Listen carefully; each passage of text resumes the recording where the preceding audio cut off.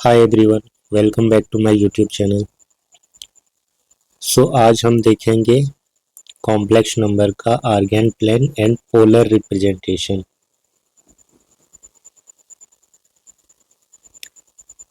हम जो एक्सरसाइज के क्वेश्चन कर रहे थे वो कंप्लीट हो चुका था। आज यहाँ स्टार्ट करते हैं। आर्गेन प्लेन क्या होता है? हमारे पास एक कॉम्प्लेक्स नंबर है z equal to x plus i y. ठीक है, जहाँ पर x और y जो होते हैं ये दोनों ही रियल नंबर होते हैं। ठीक है, एक्स और वाई दोनों ही रियल नंबर होते हैं, लेकिन इसको बोला जाता है रियल कंपोनेंट और इस आई वाई को साथ में वाई को इमेजिनरी पार्ट बोला जाता है क्योंकि इसके साथ आई लगा होता है। ठीक है, the complex number z equal to x plus i y correspond to the ordered pair x y. कोई भी कॉम्प्लेक्स नंबर होता है जो एक्स प्लस आई वाई के फॉर्म पर होता है। अब तक हम क्या ले रहे थे? ए प्लस आई बी ले रहे थे। ठीक है, अभी हम ले रहे हैं एक्स प्लस आई वाई, इसलिए ले रहे हैं क्योंकि हम इसे एक्स वाई प्लेन पे रिप्रेजेंट करने वाले हैं।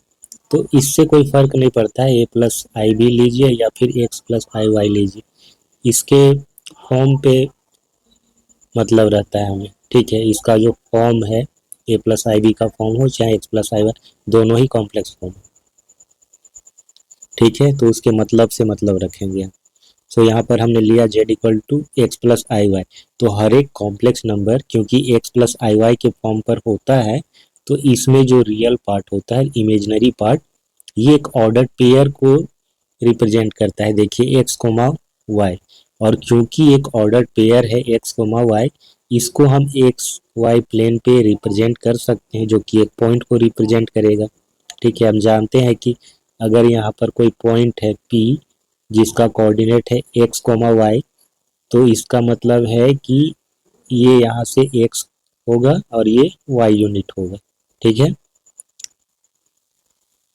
तो ये कॉम्प्लेक्स नंबर क्या है? z equal to x plus i y. यहाँ पर x हो गया हमारा, x हो गया रियल पार्ट और y हो गया इमेजिनरी पार्ट, और ये रियल और इमेजिनरी पार्ट का एक ऑर्डर पेयर बनता है। कुछ एग्जांपल हम देखते हैं। 2 प्लस 4i एक कॉम्प्लेक्स नंबर है। इसको अगर हम एक्स वाई प्लेन पे मार्क करें तो यहाँ पर इसका जो कॉरेस्पॉन्डिंग ऑर्डर पेयर बनेगा वो क्या बनेगा? 2,4 बनेगा। इसको रिप्रेजेंट कैसे करेंगे? यहाँ पर 2 1 2 3 4 यहाँ पर आएगा। ठीक है, ये पॉइंट यहाँ पर आएगा, इसको लिखेंगे 2,4। इसके कॉरेस्पॉन्डिंग -2 प्लस 3i के कॉरेस्पॉन्डिंग क्या होगा? -2,3। -2 इधर और 3 ऊपर की ओर, यानी कि यहाँ पर आएगा -2,3। फिर 0 प्लस 1i के कॉरेस्पॉन्डिंग आएगा 0,1। 0 और 1 यहाँ पर। 2 प्लस 0i, सिंपली ये 2 है। ठीक है, 2 एक रियल नंबर है, बट इस रियल नंबर भी कॉम्प्लेक्स नंबर होता है। इसको हम a प्लस आई बी के फॉर्म पर लिख सकते हैं या x प्लस आई वाई के फॉर्म पर लिख सकते हैं। तो ये आ जाएगा 2,0 ऑर्डर पेयर, तो ये यहाँ पर होगा। फिर -5 -2i है, तो इसके कॉरेस्पॉन्डिंग हमें मिलेगा -5, -2 का ऑर्डर पेयर, 1 2 3 4 5, और नीचे -2 यहाँ पर।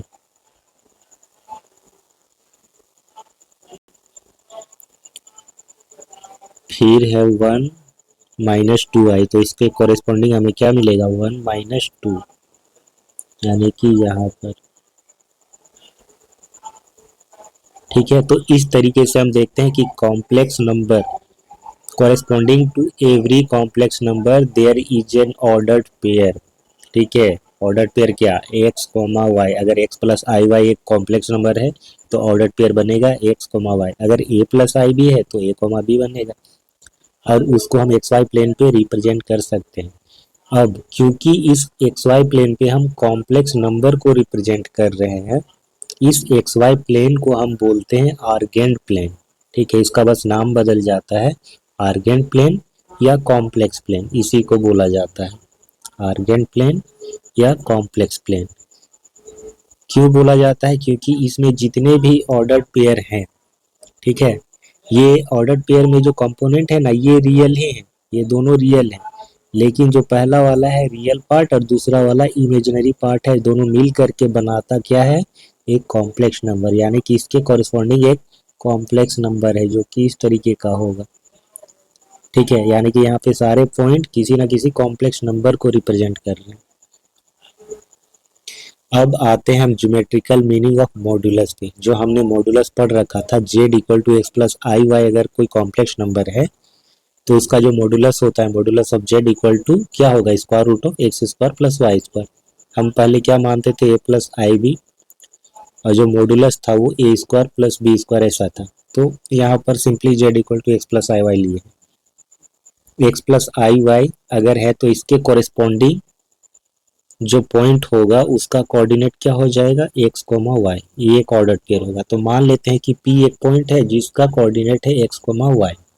ठीक है, ये एक्स वाई प्लेन हमारा आर्गेंट प्लेन कहलाएगा या कॉम्प्लेक्स प्लेन कहलाएगा। ठीक है, अब इसका जो मॉडुलस है वो है square root of x square plus y square. क्योंकि इसका कोऑर्डिनेट्स एक्स कोमा वाई है तो ये वाला चीज हो जाएगा एक्स और ये हो जाएगा वाई। ठीक है, ये एक्स ये वाई, और ये जो डिस्टेंस होगा ओपी, डिस्टेंस फॉर्मूला से आप जानते हैं कि ये क्या होगा? Square root of x square plus y square, जो कि सेम है, एग्जैक्टली सेम किसके है? मॉडुलस ऑफ जेड के। दैट मीन्स किसी भी कॉम्प्लेक्स नंबर का जो मॉडुलस हम लेते हैं तो वो क्या रिप्रेजेंट करता है? उस कॉम्प्लेक्स नंबर के कॉरेस्पॉन्डिंग जो भी पॉइंट होता है या जो ऑर्डर्ड पेयर होता है उस कॉम्प्लेक्स प्लेन पे, उसका ओरिजिन से दूरी को रिप्रेजेंट करता है। यानी कि इस केस में जो हमारा मॉडुलस ऑफ जेड है जो कि है x square plus y square का स्क्वायर रूट, यानी कि बराबर ओपी, तो ये रिप्रेजेंट कर रहा है distance between the point P and the origin. ठीक है, distance of point P from the origin, ऐसा भी कह सकते हैं। अब जो एक्स एक्स डेस है, यानी कि जो एक्स एक्सिस है, इसको यहाँ पर रियल एक्सिस बोला जाता है, और वाई वाई डेस इसको बोला जाता है इमेजिनरी एक्सिस। ठीक है, बस नाम बदल गया है। एक्स वाई प्लेन था हमारा, इसको यहाँ पर हम बोल देंगे आर्गेंट प्लेन या फिर कॉम्प्लेक्स प्लेन, और जो एक्स एक्सिस था उसको रियल एक्सिस नाम दे दिया है और वाई एक्सिस को इमेजिनरी एक्सिस। ठीक है, एक और चीज देख लेते हैं। अगर हमारा complex number z equal to x plus i y है तो उसका जो कॉम्प्लेक्स कंजुगेट होता है वो होता है एक्स माइनस आई वाई। ठीक है, तो वो इस कॉम्प्लेक्स प्लेन पे कहाँ होगा? अगर ये पी एक्स वाई है तो इसका जो कॉम्प्लेक्स कंजुगेट होगा वो हो जाता है क्या? एक्स प्लस आई वाई के कॉरेस्पॉन्डिंग जो कंजुगेट होगा वो होगा एक्स माइनस आई वाई, यानी कि इसका जो कोऑर्डिनेट होगा वो एक्स कोमा वाई होगा और इसका कोऑर्डिनेट होगा एक्स कोमा माइनस वाई, यानी कि बस वाई में माइनस लग जा रहा है, यानी कि ये रिफ्लेक्शन होगा अबाउट एक्स एक्सिस। ठीक है, एक मिरर इमेज की तरह। अगर P हमारा पॉइंट एक्स कोमा वाई है तो इसका मिरर इमेज क्या हो जाएगा? एक्स कोमा माइनस वाई, यानी कि जितना यहाँ से एक्स एक्सिस से ऊपर की दूरी, उसी तरीके से एक्स एक्सिस से नीचे की दूरी, उतनी ही दूरी पर एक दूसरा पॉइंट होगा जिसका coordinate x comma minus y होगा। यही इसी के रिस्पेक्ट में जो कॉम्प्लेक्स नंबर होगा ना एक्स माइनस आई वाई, ये इसका कंजुगेट होगा एक्स प्लस आई वाई का। ठीक है, तो इस तरीके से P अगर रिप्रेजेंट कर रहा है एक्स प्लस आई वाई को तो Q रिप्रेजेंट करेगा एक्स माइनस आई वाई को, और x minus x comma minus y जो कोऑर्डिनेट है वो मिरर इमेज होगा एक्स कोमा वाई का। अब हम फाइनली आते हैं polar representation of a complex number पे। किसी भी कॉम्प्लेक्स नंबर का पोलर रिप्रेजेंटेशन क्या होता है? ठीक है, एक्स वाई कोऑर्डिनेट हम जानते हैं क्या होता है, एक्स वाई प्लेन हम पढ़ चुके हैं पहले, 2D ज्योमेट्री। ठीक है, कॉम्प्लेक्स नंबर के केस में हम इसको जब रिप्रेजेंट करते हैं एक्स वाई प्लेन पे तो हम इसको कॉम्प्लेक्स प्लेन बोलते हैं या आर्गेन प्लेन बोलते हैं। अब इसी कॉम्प्लेक्स नंबर का एक दूसरा फॉर्म होता है, या कह लें कि एक दूसरा रिप्रेजेंटेशन होता है। इसके कॉरेस्पॉन्डिंग जो हमारा कोऑर्डिनेट बन रहा है या जो ऑर्डर पेयर बन रहा है वो है एक्स कोमा वाई। तो मान लेते हैं कि एक पॉइंट है P जिसका कोऑर्डिनेट है एक्स कोमा वाई। सो OP जो डिस्टेंस होगा उसको हम R से डिनोट कर ले रहे हैं। R मान ले रहे हैं कि OP का डिस्टेंस है, और ये जो OP है लाइन सेगमेंट, ये एक्स एक्सिस के पॉजिटिव डायरेक्शन के साथ एक एंगल बना रहा है थीटा। तो जब भी ऐसा होगा कि कोई पॉइंट दिया हो P corresponding to a complex number Z equal to x plus i y, तो यहाँ पर ये जो डिस्टेंस होगा उस पॉइंट का ओरिजिन से और ये जो एंगल बनेगा, इन दोनों की मदद से इस पॉइंट P को यूनिकली हम आइडेंटिफाई कर सकते हैं। ठीक है, कार्टेशियन कोऑर्डिनेट जो होता है जिसमें x कोमा y होता है, तो उसमें x और y की मदद से हम इस पॉइंट को आइडेंटिफाई करते हैं किसी एक्स वाई प्लेन पे। लेकिन पोलर रिप्रेजेंटेशन के टाइम पर इसी पॉइंट को हम r और थीटा की मदद से यूनिकली आइडेंटिफाई करते हैं, जहां पर r जो है उस पॉइंट P का ओरिजिन से डिस्टेंस होता है और थीटा एंगल होता है positive direction of x axis से। सो अगर हमारा z equal to x plus i y complex number है तो P का जो कोऑर्डिनेट होगा वो क्या होगा, x कोमा y होगा, ये हम जानते हैं। तो ये दूरी हो जाएगा x, ये दूरी हो जाएगा y। ठीक है, तो इस प्रकार से हम देखते हैं ये जो r है वो r क्या हो जाएगा, square root of x square plus y square. ठीक है, r हो जाएगा square root of x square plus y square, यानी कि मॉडुलस ऑफ z के बराबर होता है।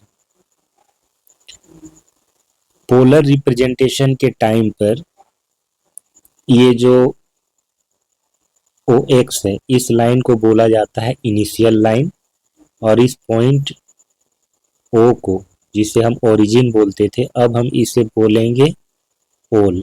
ठीक है, इनिशियल लाइन एंड पोल।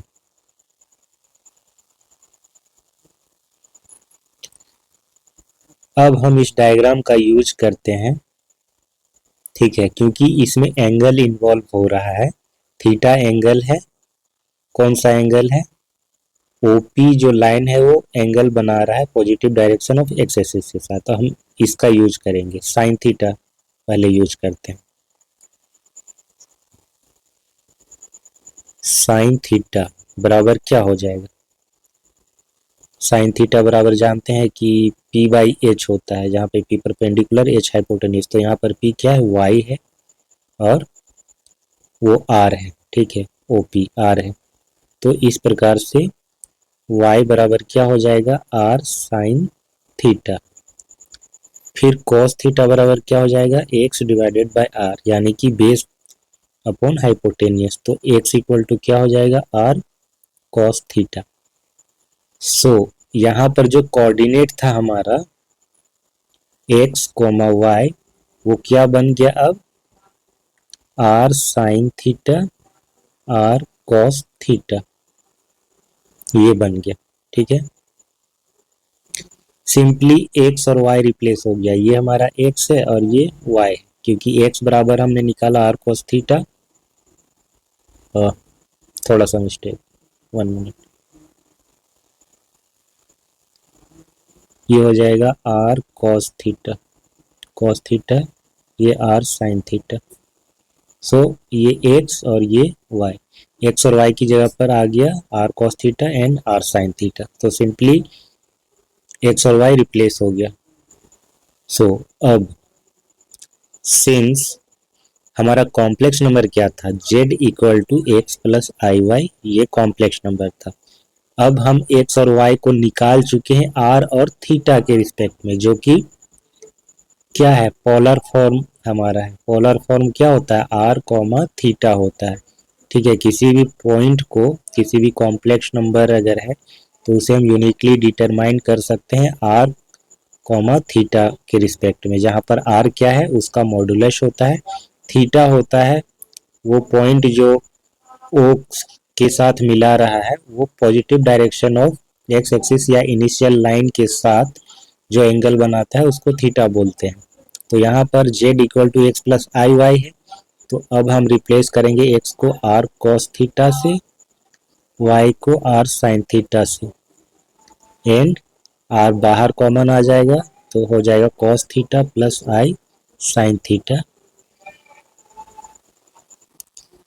ये हमारा हो गया polar form of complex number. z जो था x प्लस आई वाई था पहले कार्टेशियन फॉर्म के रूप में, अब ये था, अब ये हो गया z equal to r into cos theta plus i sine theta, जहां r क्या है, where r equal to, r क्या है, square root of x square plus y square, जो कि है मॉडुलस ऑफ z। थीटा को भी निकालने का तरीका है, ठीक है, थीटा को भी निकालने का तरीका है, साइन थीटा इक्वल टू क्या है, y अपॉन आर है, कॉस थीटा इक्वल टू क्या है, x अपॉन आर है। तो अगर हम टेन थीटा निकालें यहाँ से, टेन थीटा बराबर क्या है, sine theta upon cos theta होता है, तो यहाँ से y upon r, x upon r, यहाँ से हम आर आर को कैंसिल कर सकते हैं, तो हमें मिलेगा y अपॉन एक्स। सो टेन थीटा हम ऐसे निकाल सकते हैं।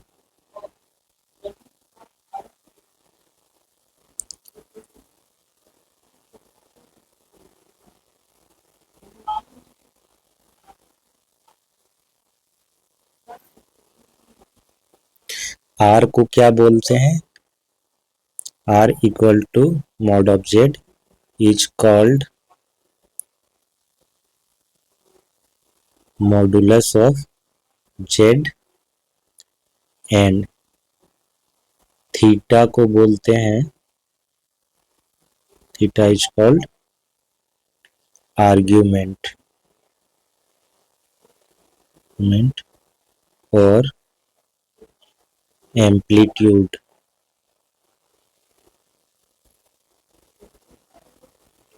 ऑफ जेड, और इसको डिनोट किया जाता है, डिनोटेड बाय आर जेड। हर एक कॉम्प्लेक्स नंबर के लिए थीटा का ना एक ही वैल्यू होता है बिटवीन 0 to 2 पाई, ठीक है, और any complex number Z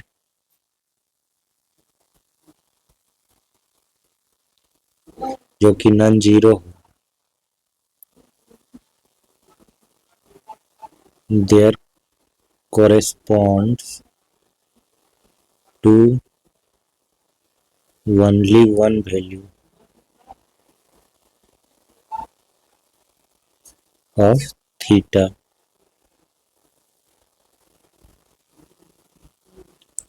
in,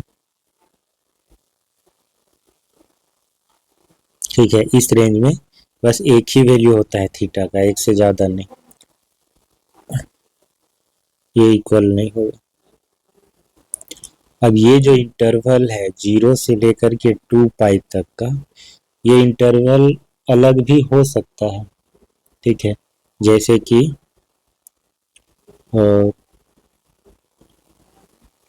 minus pi से लेकर के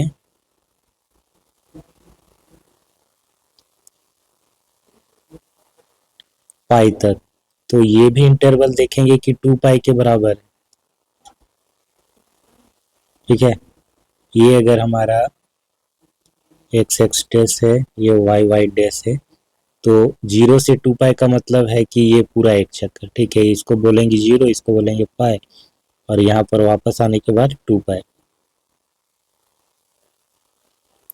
और माइनस पाई से पाई की बात करें तो ये वाला लाइन है हमारा पाई, ये 0। तो अगर हम ऐसे मेजर करते हैं तो ये क्या होता है, माइनस थीटा ये कहलाता है।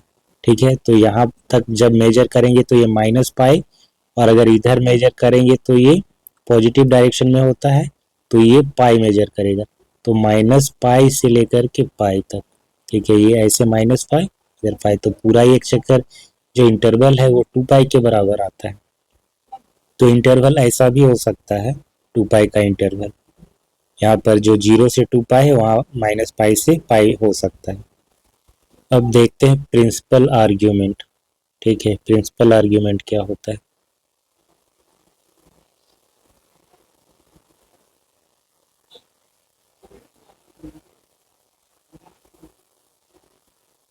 थीटा का जो वैल्यू है,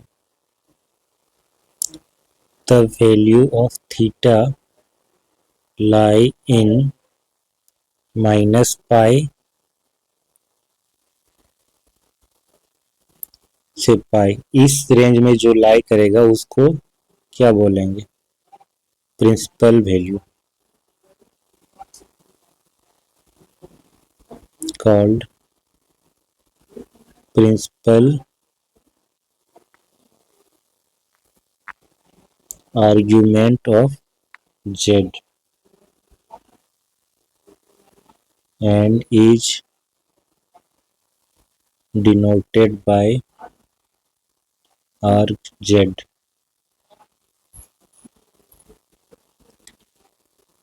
एक बार डायरेक्शन से समझ लेते हैं।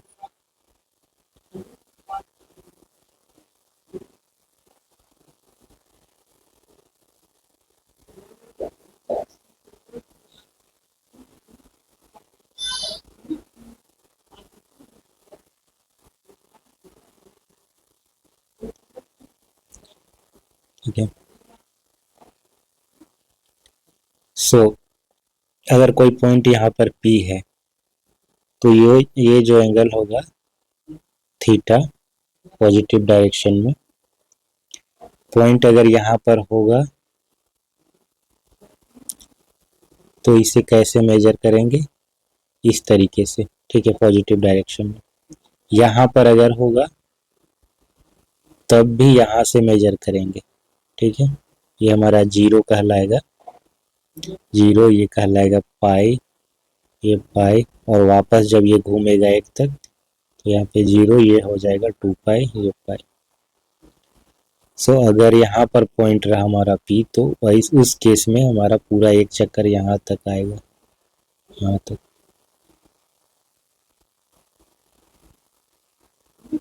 तो इस तरीके से हम मेजर करेंगे।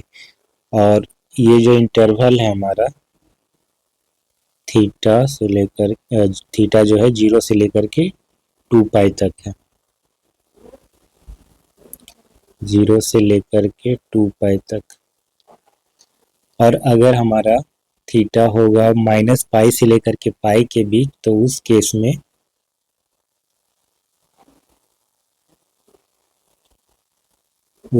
में हम इसे अलग तरीके से मेजर करेंगे। ठीक है, अगर पॉइंट हमारा P इधर है तो ऐसे मेजर करेंगे, यहाँ पर अगर है तो भी हम पॉजिटिव डायरेक्शन ऑफ इस तरीके से मेजर करेंगे। अगर हमारा पॉइंट यहाँ पर आ गया थर्ड क्वाड्रेंट में तब हम ऐसे मेजर करेंगे। ठीक है, क्योंकि ये हमारा पाई होता है, ये 0 होता है, तो माइनस पाई से पाई के बीच में थीटा है। ठीक है, माइनस पाई से पाई के बीच में। तो ये वाला जो लाइन है पाई, जब इसको हम ऐसे मेजर करते हैं, इधर से मापते हैं, तो यही चीज बन जाता है माइनस पाई। माइनस में एंगल मेजर होता है। ठीक है, क्लॉकवाइज डायरेक्शन में जब मेजर करते हैं, और एंटी क्लॉकवाइज में ये पॉजिटिव हो जाता है। तो क्योंकि माइनस पाई से पाई के बीच है, इसीलिए हम इसको जब थर्ड क्वाड्रेंट में होगा पॉइंट तो हम ऐसे मेजर करेंगे। जब फर्स्ट और सेकेंड में था तो हम इसको ऐसे मेजर कर रहे थे एंटी क्लॉकवाइज में। थर्ड और फोर्थ में होगा तब हम इसको ऐसे मेजर करेंगे, उल्टे डायरेक्शन में। अगर फोर्थ क्वाड्रेंट में होगा, यहाँ पर होगा, तब भी हम इसको ऐसे मेजर करेंगे। तो इस चीज को ध्यान में रखेंगे। एक एग्जाम्पल करते हैं।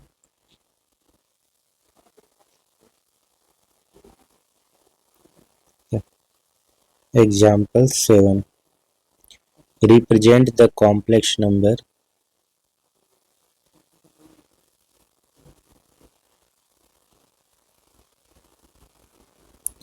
represent the complex number z equal to 1 plus I root 3 in the polar form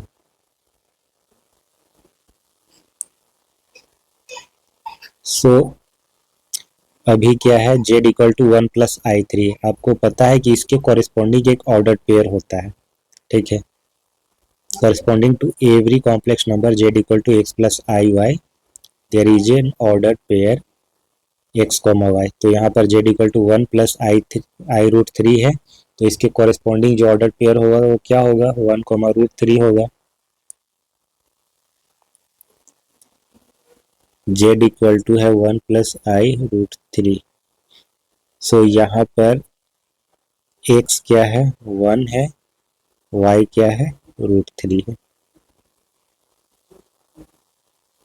जो पोलर फॉर्म होता है कॉम्प्लेक्स नंबर का वो क्या होता है, पोलर फॉर्म ऑफ z।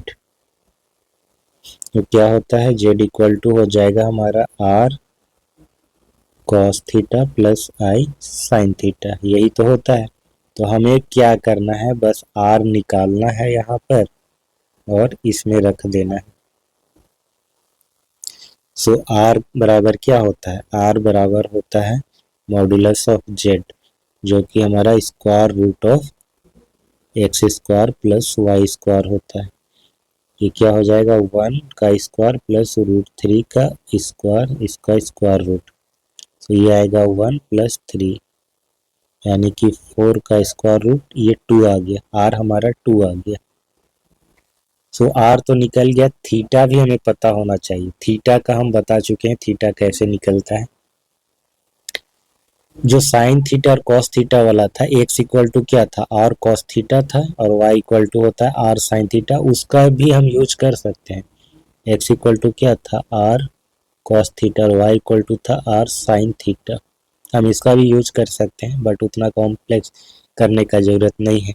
हम बता चुके थे इसका एक फॉर्मूला, टेन थीटा बराबर क्या था, y अपॉन एक्स था। तो इसका हम सिंपली यूज कर लेते हैं। टेन थीटा बराबर y क्या है हमारा, रूट थ्री है, x क्या है, 1 है। सो रूट थ्री कब आता है, टेन 60 डिग्री में आता है, ठीक है। टेन 60 डिग्री यानी कि pi upon three. So theta बराबर क्या आ गया, पाई अपॉन थ्री, ठीक है। पाई डिवाइडेड बाई थ्री आ गया। अब हम सिंपली r और थीटा का वैल्यू रख देंगे, हमें मिल जाएगा polar form of z। Form z equal to क्या हो जाएगा, r cos theta i sine theta, ये है। r की जगह पे 2, cos थीटा की जगह पे पाई upon three, plus i sine theta की जगह पे पाई अपॉन थ्री। अब यहाँ पे cos पाई बाई थ्री का वैल्यू मत रख दीजिएगा, या साइन पाई बाई थ्री का वैल्यू मत रख दीजिएगा। अगर वैल्यू रख दीजिएगा तो पता है क्या होगा, उसका वैल्यू रख देने पे वापस हमें ये चीज मिल जाएगा जो क्वेश्चन में दिया था, 1 प्लस आई रूट थ्री। क्योंकि cos पाई बाई थ्री क्या होता है, cos 60 डिग्री, cos 60 डिग्री यानी कि रूट थ्री बाई टू आ जाएगा। और साइन पाई बाई थ्री यानी कि sine 60 degree root three by, नहीं, cos 60 डिग्री हो जाता है 1 by two, sine 60 degree root three by two. तो यहाँ पे टू टू कैंसिल हो जाएगा, बाहर कॉमन आ जाएगा, तो हमें वापस वही मिल जाएगा 1 प्लस आई रूट थ्री। इसीलिए यहाँ पर इसका वैल्यू नहीं रखना है, cos पाई बाई थ्री का वैल्यू नहीं रखना है, यहाँ r और थीटा को रिप्लेस करना है उनके वैल्यू निकाल करके। तो थीटा का वैल्यू आ गया पाई बाई थ्री, r का वैल्यू 2 आ गया। यही हमारा क्या हो जाएगा, पोलर फॉर्म। इसे अगर आप ग्राफ में ऐसे देखना चाहें तो ग्राफ से भी आप समझ सकते हैं।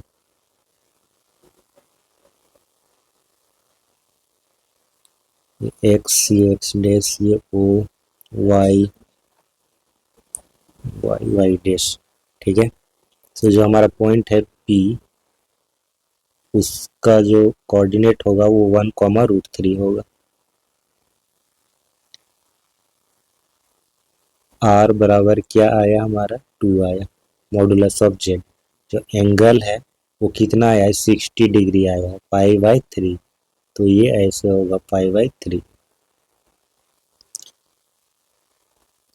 और इसका अगर पोलर कोऑर्डिनेट की बात करें, पोलर कोऑर्डिनेट, तो वो क्या हो जाएगा, r, यानी कि 2, पाई/3 ऐसे हम लोग लिख सकते हैं।